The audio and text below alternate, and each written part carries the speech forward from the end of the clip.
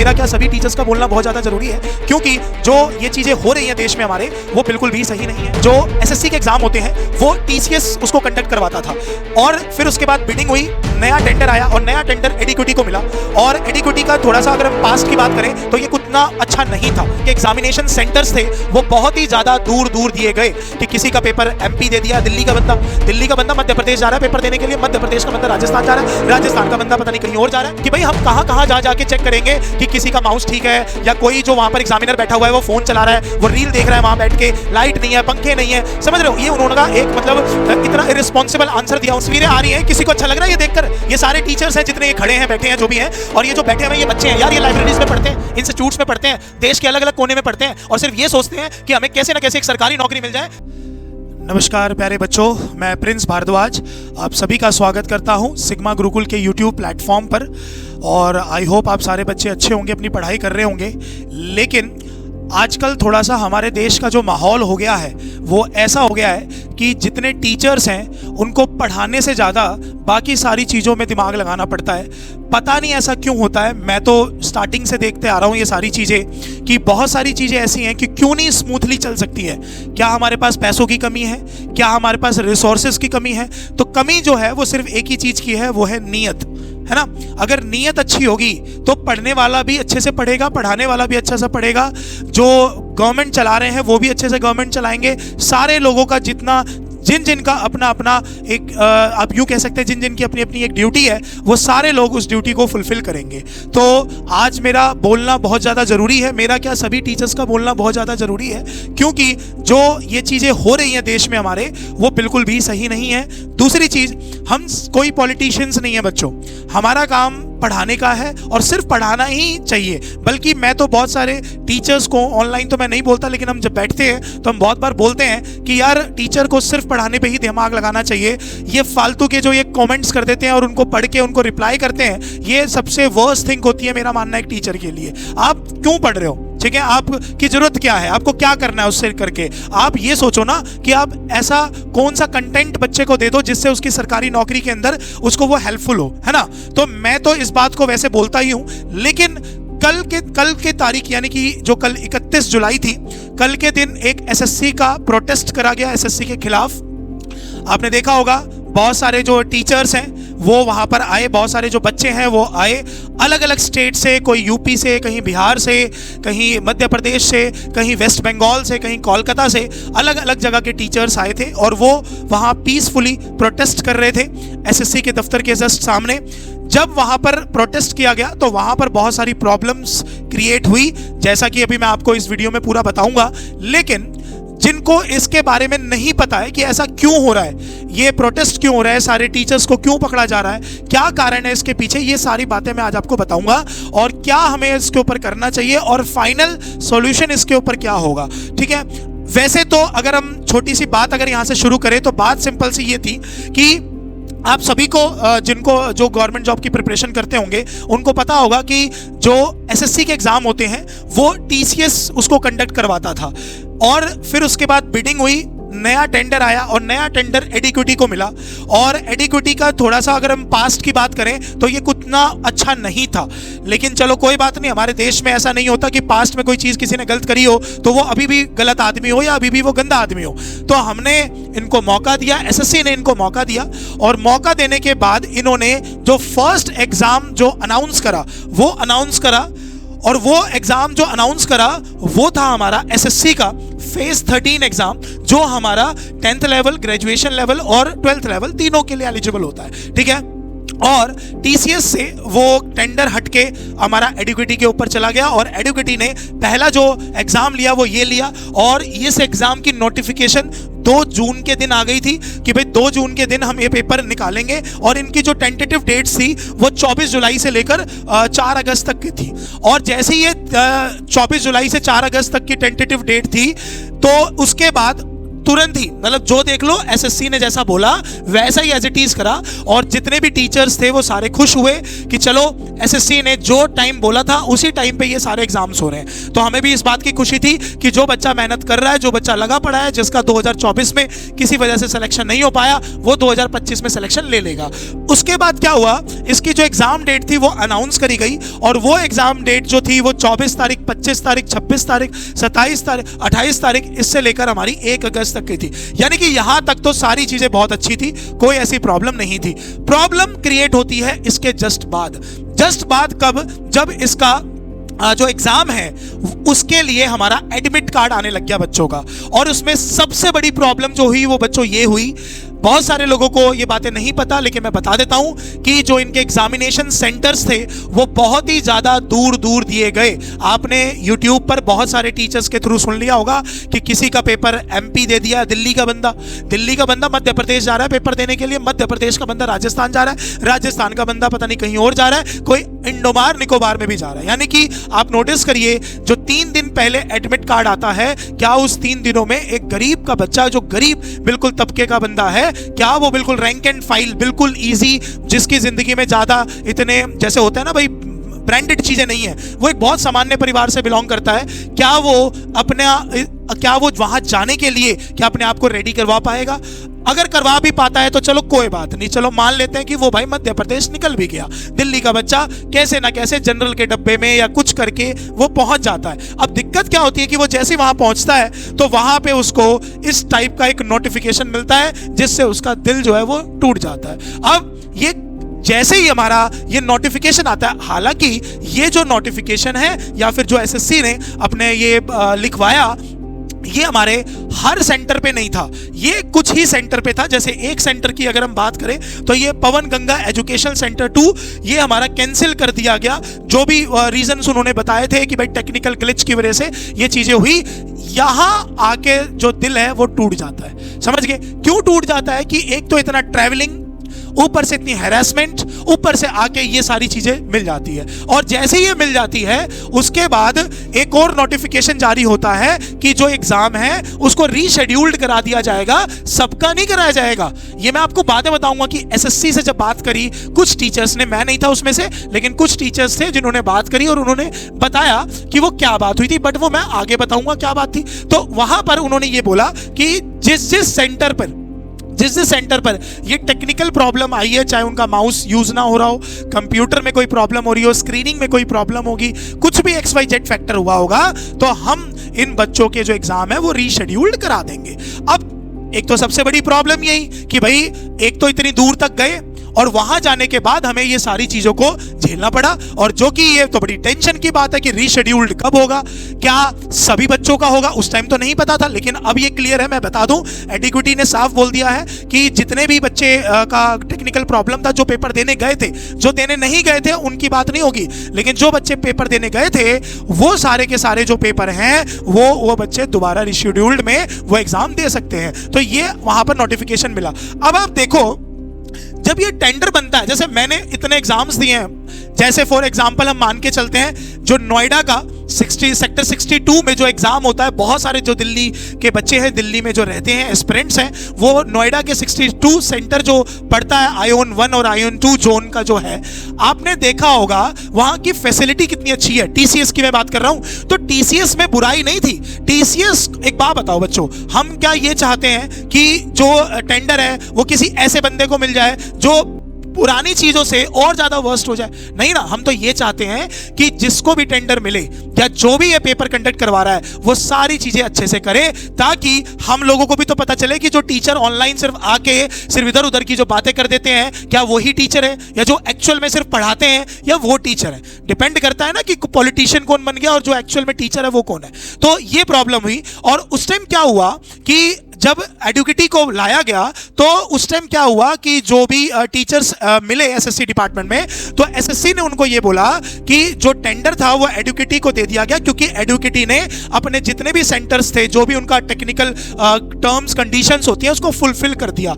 अच्छा एक बात बताओ, अगर फुलफिल कर दिया तो फिर जो सेंटर है वहां पर माउस क्यों नहीं काम कर रहा था? तो इसका रिप्लाई उन्होंने कहा कि भाई हम कहां कहां जा जाके चेक करेंगे कि किसी का माउस ठीक है या कोई जो वहां पर एग्जामिनर बैठा हुआ है वो वो फोन चला रहा है, वो रील देख रहा है वहां बैठ के, लाइट नहीं है, पंखे नहीं है, समझ रहे हो? ये उन्होंने एक मतलब इतना इररिस्पॉन्सिबल आंसर दिया उन्होंने, जिसका मतलब जवाब ही हम क्या दें हमें तो पता ही नहीं चल रहा। और आप नोटिस करो, ये सरकार है, ऑब्वियसली सी बात है, सरकार को तो यूं लगता है जहां से हमारा पैसा बच जाए वो हमारे काम का ही है, क्योंकि वो पैसा चुनाव में यूज होगा। वो सारा जो पैसा है वो हम लोग आगे जाके अपना होल्डिंग बनाएंगे, बड़े बड़े बैनर्स बनाएंगे, हमने जो इतने इतने बड़े बड़े कांड किए हैं उनको बताएंगे दुनिया के अंदर कि क्या क्या है, ठीक है ना? आप सोच के देखो ये बात, एक कंपनी ने 450 करोड़ रुपए का टेंडर दिया है और एक एडुकेटी में 274 का दिया है, तो कौन सा पागल आदमी होगा जो इसको देगा? लेकिन जो समझदार होगा वो पता क्या बोलेगा कि यार अगर इसकी इतनी फीस है, मान के चलो ये इतनी फीस ले रहा है तो कुछ तो कारण होगी। अब मैं बोलना नहीं चाहिए, मेरे इंस्टीट्यूट की जो फीस है वो as compare to other institutes में मैं मान सकता हूं मेरी सबसे ज्यादा है। तो अगर किसी के दिमाग में ये बात ही नहीं आएगी कि भाई ये ज्यादा फीस क्यों ले रहे हैं, तो वो बच्चा तो बाहर से ये सोचेगा यार ये तो सिग्मा वाले ज्यादा फीस ले रहे हैं। आ रही है बात समझ में मैं क्या कहना चाह रहा हूं? तो आपको उसका रीजन जानना चाहिए था, क्योंकि टीसीएस के जो वेंडर, अलग अलग वेंडर्स है जहां जहां भी एग्जाम करवाते हैं, उसमें ऐसी कोई प्रॉब्लम नहीं थी। हाँ, टीसीएस से कुछ लू फॉल थे, बस हम चाहते थे कि वो लू फॉल्स ठीक हो जाए, जिसमें सबसे बड़ा जो पॉइंट था जो कि इनको देने के बाद भी ठीक नहीं हुआ, और वो था एरर। जो क्वेश्चंस आते हैं उसमें गलतियां कैसे हो जाती है, क्या उसको दिखवाया नहीं जाता किसी एक्सपर्ट के थ्रू? यहां पर यही प्रॉब्लम हो रही थी और वो सेम प्रॉब्लम इनमें भी हुई, और वो सेम रिप्लाई दोनों कर रहे हैं कि भाई कभी कभी प्रिंटिंग मिस्टेक हो जाती है, कभी कभी कुछ मिस्टेक हो जाती है, पता नहीं है मिस्टेक तुम्हारे साथ ही क्यों होती है, बाकियों के साथ क्यों नहीं होती है। तो इन्होंने ये टेंडर जो था यहां से उठाया और 270 करोड़ रुपीस में एडुकेटी को सेंटर मिल गया। अब जब ये सेंटर मिल गया तो उसके बाद ये तस्वीरें क्यों आ रही हैं? ये तस्वीरें क्यों आ रही हैं आप बताओ मुझे फिर, हैं? ये तस्वीरें आ रही हैं, किसी को अच्छा लग रहा है ये देखकर? ये सारे टीचर्स हैं जितने ये खड़े हैं, बैठे हैं, जो भी हैं, और ये जो बैठे हुए ये बच्चे हैं यार, ये लाइब्रेरीज में पढ़ते हैं, इंस्टीट्यूट्स में पढ़ते हैं, देश के अलग अलग कोने में पढ़ते हैं, और सिर्फ ये सोचते हैं कि हमें कैसे ना कैसे एक सरकारी नौकरी मिल जाए ताकि हमारी जिंदगी जो है वो स्टेबल हो जाए, क्योंकि प्राइवेट नौकरी तो हमें पता ही है कितना मोदी जी ने दे दी है। तो इसीलिए हमें सारी बातें पता है ये बात कि गवर्नमेंट फील्ड का भी हमारे पास क्या हाल हो रखा है हमारे देश के अंदर। और आप देखो ऐसे ऐसे प्रोटेस्ट देखने को मिलते हैं जिसमें और ऐसी ऐसी बातें लिखनी पड़ती है। क्यों यार, आप ऐसा काम ही क्यों कर रहे हो कि लोग जो है वो आपके बारे में इतना लिखेंगे? ठीक है, उसके बाद ये सारे टीचर्स जो अच्छे नामी टीचर्स हैं, जिसमें से मैं सबसे पहले बात करना चाहूंगा अभिनय शर्मा सर की, ठीक है, क्योंकि अभिनय शर्मा सर को मैं वैसे भी बहुत एडमायर करता हूं, बहुत अच्छे टीचर हैं, बहुत अच्छा पढ़ाते हैं, इसमें कोई डाउट नहीं है। और सबसे बड़ी बात है 5 बार भाई सीजीएल क्रैक करा है, ठीक है, जिसने सीजीएल क्रैक करा है ना उसको पता है कि सीजीएल की क्या चीज होती है, और वो भी उस टाइम पे जिस टाइम नौकरी लगने में 2-2 साल लग जाते थे, बंदे ने 5 बार सीजीएल का एग्जाम निकाला है, ठीक है, बहुत बड़ी बात होती है। अब छोड़ दो, मैं उस बातों में नहीं जाना चाहता। इन्होंने हमेशा एसएससी के लिए, बच्चों के लिए हमेशा पॉजिटिव साइड ही रखी है, इसमें कोई दो राय नहीं है, ठीक है। लेकिन मैं बहुत बार इनको नोटिस भी करता हूं कि लोग इनको भी ट्रोल करते हैं, इस बात को लेते कि ये आदमी नेता बन रहा है। भाई ये नेता क्या अपने लिए बन रहा है? आप खुद बताओ, क्या ये जो हमारे सर हैं, क्या ये नेता अपने लिए बन रहे हैं? इनके पास किस चीज की कमी है भाई? आप सोच के देखो कितने पुराने टीचर्स हैं और रिनाउंड टीचर हैं, अच्छे खासे।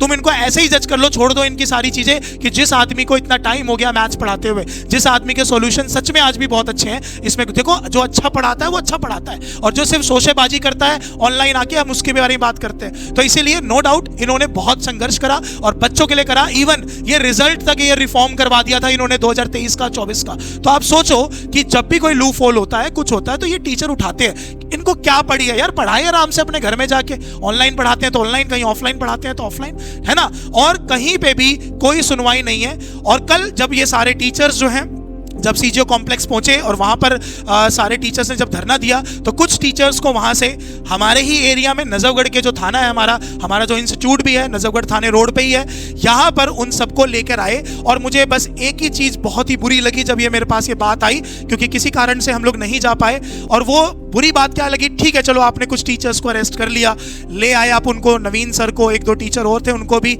ठीक है। जब आप उनको लेके आए तो एक बात बताओ, क्या आपके पास एक कुर्सी नहीं थी नजफगढ़ के थाने में जो उनको कुर्सी दे दे? भाई वो रिस्पेक्टेड टीचर्स हैं, उन्होंने कितने सारे आईपीएस, आईएएस, कितने सब इंस्पेक्टर्स, कितने इनकम टैक्स ऑफिसर, कितने एक्साइज इंस्पेक्टर्स ये लगवाए हैं। तो एटलीस्ट ये ध्यान देना पड़ेगा कि भाई क्या हमारी एक ड्यूटी बनती है, एक मॉरल एथिक्स नहीं है क्या उन टीचर्स को नीचे बैठाना अच्छा था, जैसा ये खबरें आ रही हैं। बाकी आज के टाइम पे सच क्या है, झूठ क्या है, हमारी मीडिया तो आपको पता ही है क्या हाल करती है, सच हमें पता ही नहीं चलता, वॉर हो जाता है, हमें पता नहीं चलता कितने लोग मरे हैं और कितने लोग जिंदा हैं, कितने हमारे जो हवाई जहाज हैं, जितने हमारे राफेल्स हैं, कितने हमारे बचे हैं, कितने युद्ध में चले गए हैं। इसकी कोई जवाबदेही पार्लियामेंट में नहीं होती है। 3 दिन से आप देख रहे होंगे पार्लियामेंट में क्या चल रहा है, सिर्फ और सिर्फ एक दूसरे के ऊपर ब्लेम करना। कोई किसी को ब्लेम करता है, कोई किसी को करता है। मोदी जी तो आएंगे, पानी पिएंगे, 4 बातें कांग्रेस को सुनाएंगे और चले जाएंगे, यही उनका काम है। अरे करंट की प्रेजेंट सिचुएशन की बात करो ना, कि किस बेसिस पर आप यहां पर आए थे। या वो बात बिल्कुल सही थी कि आपने एक इंटरव्यू में भी बोला था कि भाई मैं ज्यादा पढ़ा लिखा नहीं हूं, तो आप क्या चाहते हो कि सारे लोग पढ़ाई लिखाई छोड़ दें?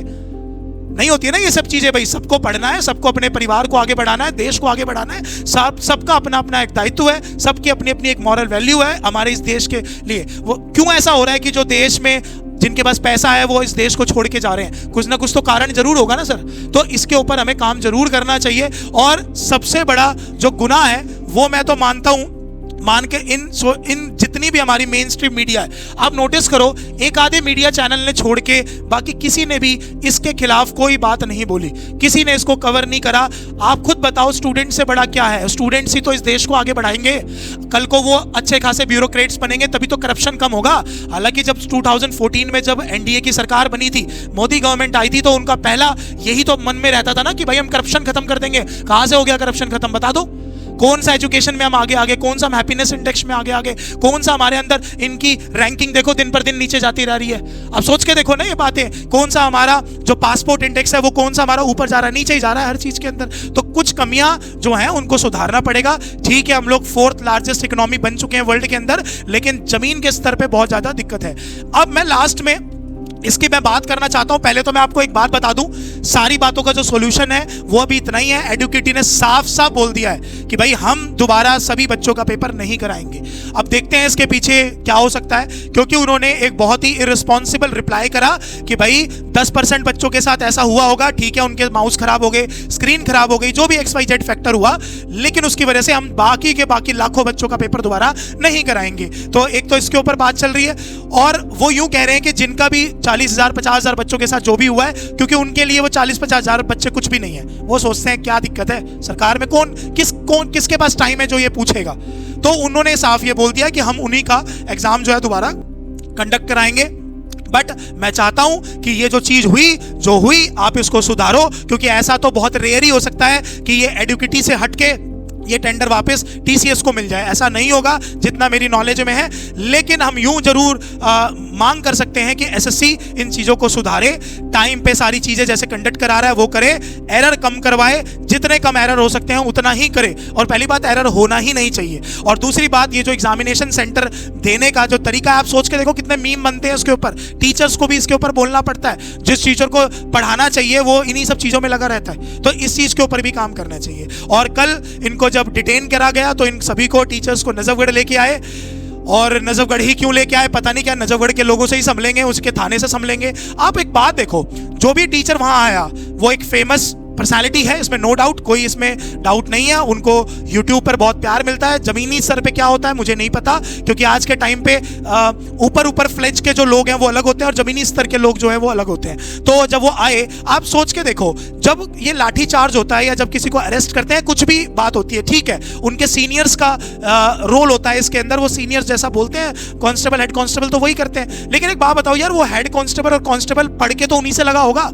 तो क्या हम जितनी भी टीचर एजुकेशन, हमारे जितने भी लोग हैं, जितने एजुकेशन के पार्ट हैं, क्या उन सबको ये बात कभी भी बच्चों को नहीं बतानी चाहिए? क्या हमेशा बतानी चाहिए कि भाई जब भी आप डिपार्टमेंट में जाओ तो कभी भी ये रिश्वत लेना, घूस लेना, दूसरों से रिस्पेक्टफुली बात करना, इन सब चीज का ध्यान रखो। क्योंकि इसका मतलब ये नहीं है कि आपको एक पद मिल गया है, आपको एक पोस्ट मिल गई है तो आप अपनी मनमानी चलाओगे, ऐसा नहीं होता। और मैं यही सोचता हूं कि जब ऐसे टीचर्स बड़ी बड़ी बातें करते हैं, हमने air India 1, air India 2, air India 3 बना दिया, और आपको कांस्टेबल कैसे लाठीचार्ज कर लेता है?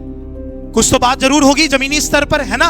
तो कहीं ना कहीं कुछ ना कुछ प्रॉब्लम है, एथिक्स की, मॉरल वैल्यूज की कमी है। थोड़ी सी हमारी तरफ से भी है, थोड़ी सी स्टूडेंट्स की तरफ से भी है, कि जब ये डिपार्टमेंट में लग जाते हैं, क्योंकि सारी बातों का समाधान धीरे धीरे प्यार से बात करके हो सकता है, ठीक है ना? ठीक है, प्रोटेस्ट होते हैं, प्रोटेस्ट होते आए हैं, पीसफुली प्रोटेस्ट करने चाहिए, ठीक है। कुछ प्रॉब्लम्स आई उसको भी देखा जाएगा, लेकिन अब आगे की जो रणनीति है इसके ऊपर बात करनी चाहिए। वरना मैं आपको सब बता रहा हूं, ये जितने भी लोग हैं कुछ नहीं करते हैं। ये सारे प्रोटेस्ट के साथ जब आते हैं तो इनका एक कैमरामैन इनके साथ रहता है, रील बनाने का इनका काम होता है। आपने नोटिस करा होगा थोड़े दिन पहले अभिनय शर्मा ने अपनी एक वीडियो में जरूर बोला था कि अभिनय शर्मा सर ने ये बोला था कि भाई आप लोग वहां पर सिर्फ और सिर्फ प्रोटेस्ट के लिए आना, यूं नहीं कि आप अपने रील बनाने के लिए, फेम कमाने के लिए। यार पढ़ा के फेम कमाओ ना, छोड़ो ना ये सारी बातें, इनमें क्या रखा हुआ है। तो ये सारी बातें कल के दौरान हुई। अब जो नेक्स्ट स्टेप होगा, अभी भी जंतर मंतर पे चल रहा है प्रोटेस्ट, तो और देखते हैं इसके बाद आगे क्या होगा। बाकी भी इतनी सारी बातों का जो सॉल्यूशन है वो यही निकला। बाकी मेरी तो एक बिल्कुल रिक्वेस्ट है एसएससी से, एडुकेटी से, कि जी आप अपने जितने भी सेंटर्स हैं, चाहे वो कहीं भी हैं, आप उसको एक बार दोबारा से उसको अच्छे से एनालाइज करो।